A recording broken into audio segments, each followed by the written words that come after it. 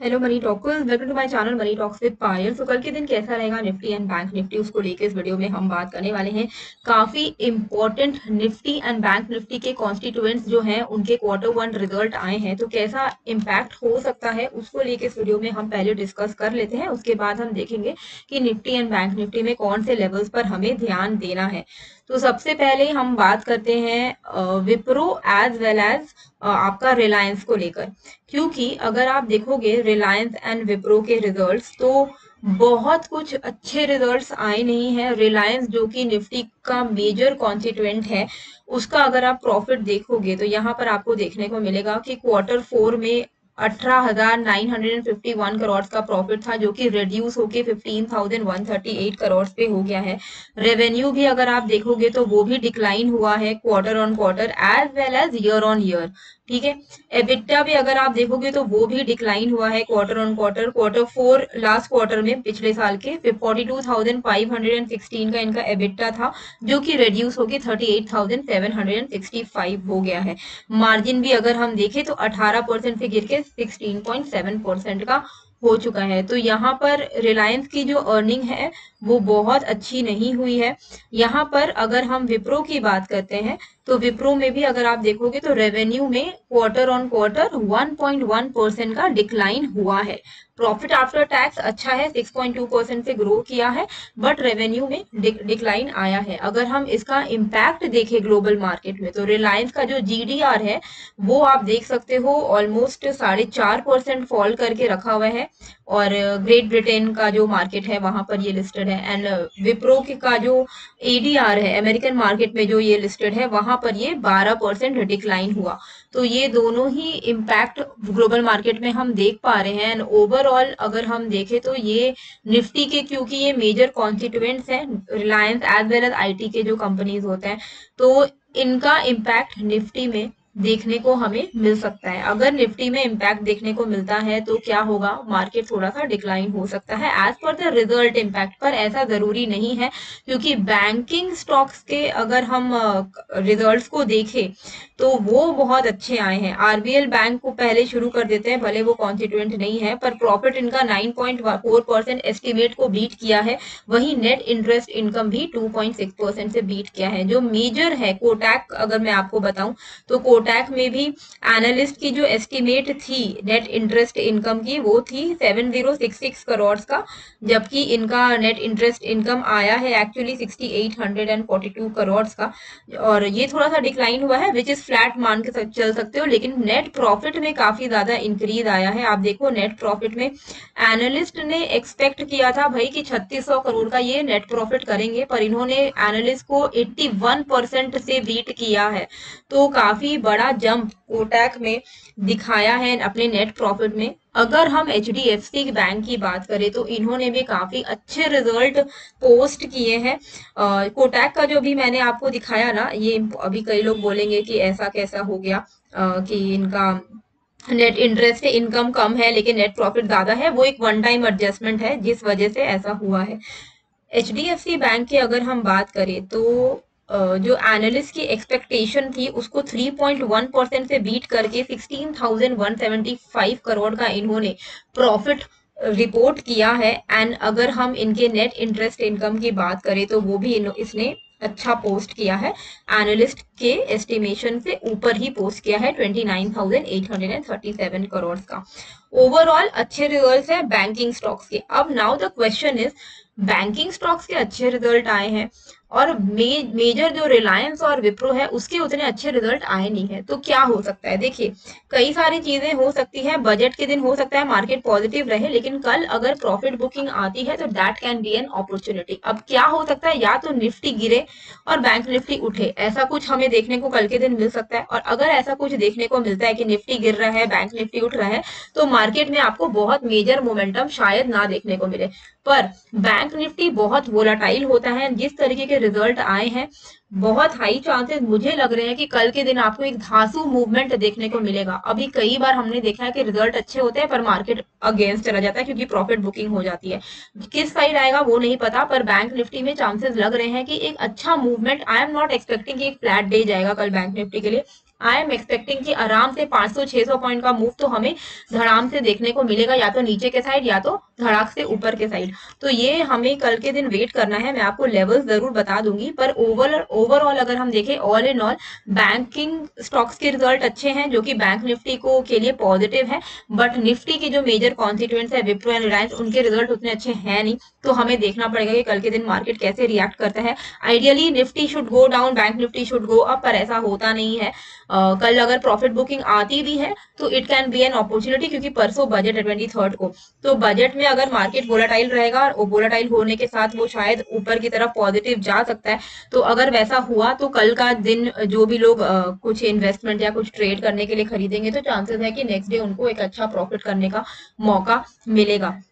इसी के साथ मैंने आप लोगों को हीरो जीरो का जो ट्रेड शेयर किया था, आई होप वहां पे आप लोगों को एक अच्छा प्रॉफिट हुआ होगा फ्राइडे वाले दिन। तो फ्राइडे वाले दिन मैंने आप लोगों को सेंसेक्स का 80,800 का जो पीई है वो 9200 पर लेने के लिए कहा था, एंड वो 180 तक गया था। मैंने 154 पे आप लोगों को कंप्लीटली एग्जिट करने की राय दी थी, क्योंकि माइक्रोसॉफ्ट आउटेज हो गया था। तो जिस वजह से मैंने बोल दिया था आप लोगों को, भैया जो लोग कंप्यूटर लैपटॉप पे ट्रेड कर रहे हैं वो तो प्लीज बुक कर लीजिए, वेट मत करिए, क्योंकि क्रैश हुआ और अगर आपका कंप्यूटर बंद हुआ तो फिर तो आपका ट्रेड गया।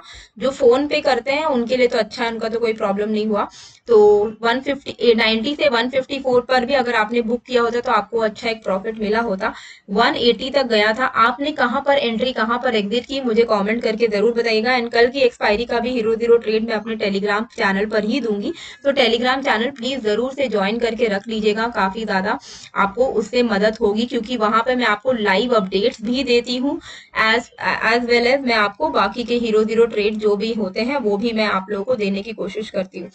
बाकी मुझे कमेंट आया था कि मेरे ऑप्शन बाइंग कोर्स में आप प्लीज एक डिस्काउंट लगा दो ताकि वो खरीद पाए। तो मैंने डिस्काउंट लगा दिया है, आपने कमेंट किया था तो मैंने लगा दिया है। पायल 10 का डिस्काउंट कोड आप लगा के 10% ऑफ अवेल कर सकते हो ऑप्शन बाइंग मेड इजी के कोर्स में। अरे मैंने ईस्ट क्यों लिख दिया है, ये इजी होगा, option buying made easy. Okay, तो इसका लिंक, इस कोर्स का लिंक मैं डिस्क्रिप्शन कमेंट पे डाल दूंगी। अगर आप पायल 10 का कोड लगाते हो तो आपको 10% का डिस्काउंट मिलेगा।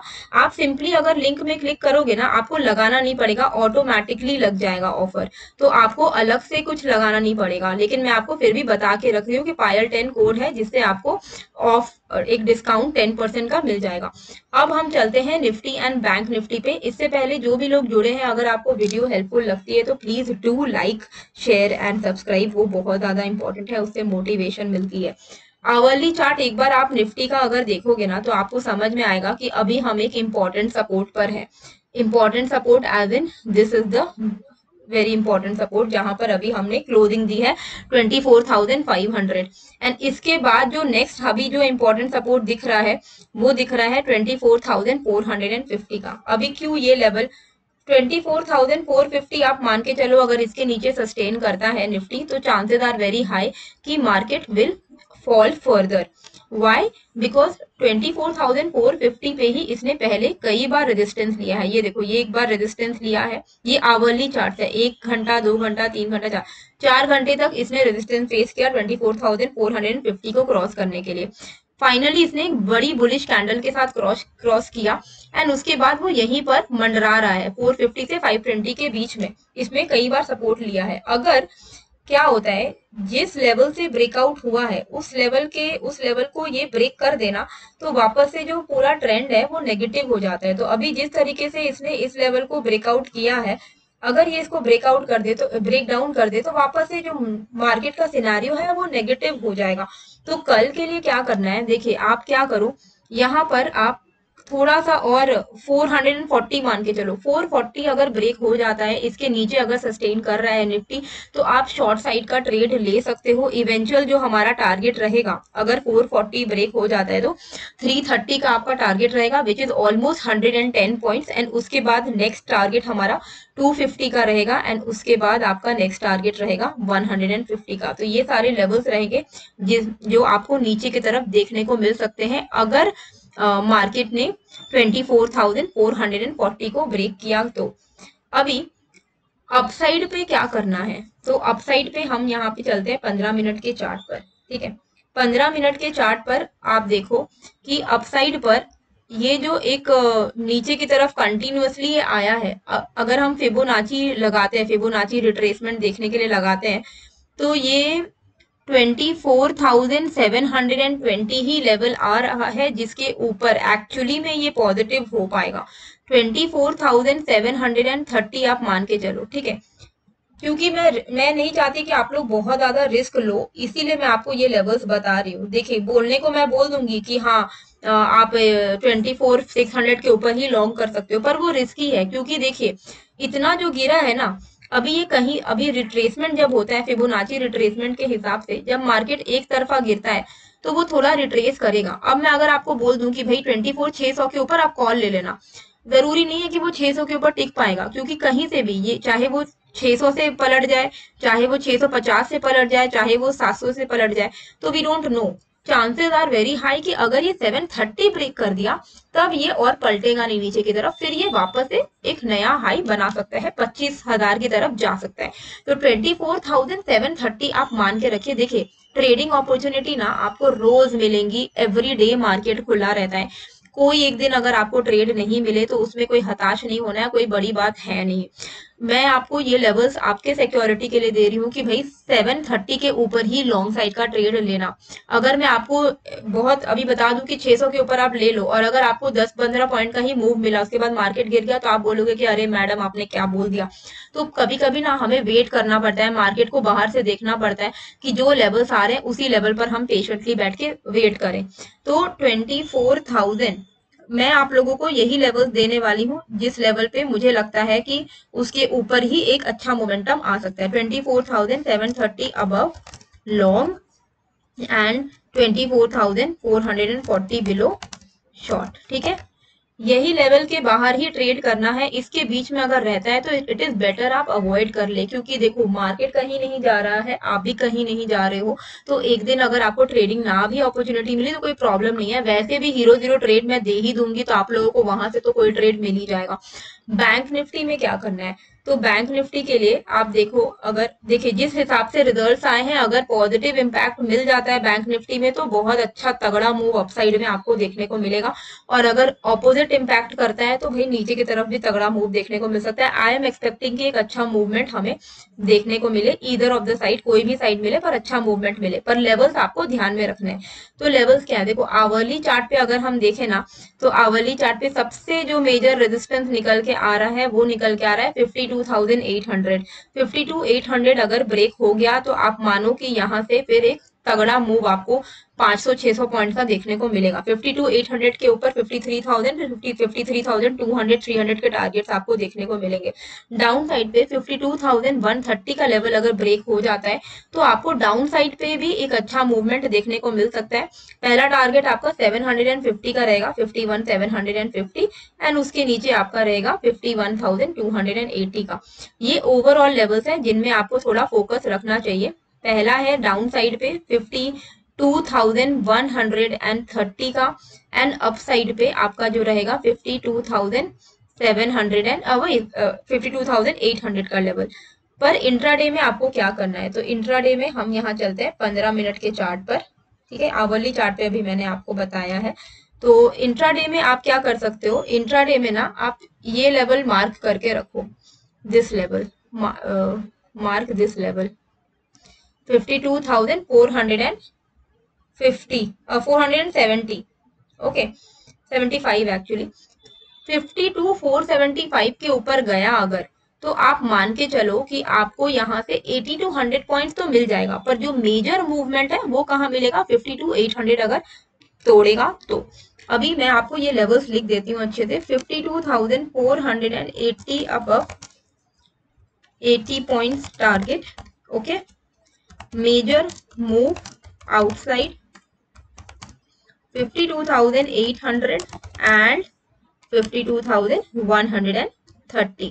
मेजर मूव का मतलब है आई एम एक्सपेक्टिंग मतलब 400-500 पॉइंट मूव कर जाएगा अगर जिस तरीके के रिजल्ट्स आए हैं। बहुत देखिए बैंकिंग के बहुत सारे स्टॉक्स के रिजल्ट आए हैं, येस बैंक, आरबीएल, कोटक, आपका एचडीएफसी बैंक, तो इम्पैक्ट तो आएगा मार्केट में। अब किस साइड आएगा वो हमें देख के पता चलेगा। तो किस साइड आएगा वो आपको समझ में आ जाएगा। देखो अगर 130 ब्रेक कर दिया ना, तो आप मानो कि जो भी मूवमेंट आने वाला है वो नीचे के साइड आने वाला है, तो आप शॉर्ट करो, पुट खरीद के बैठो, जो करना है करो।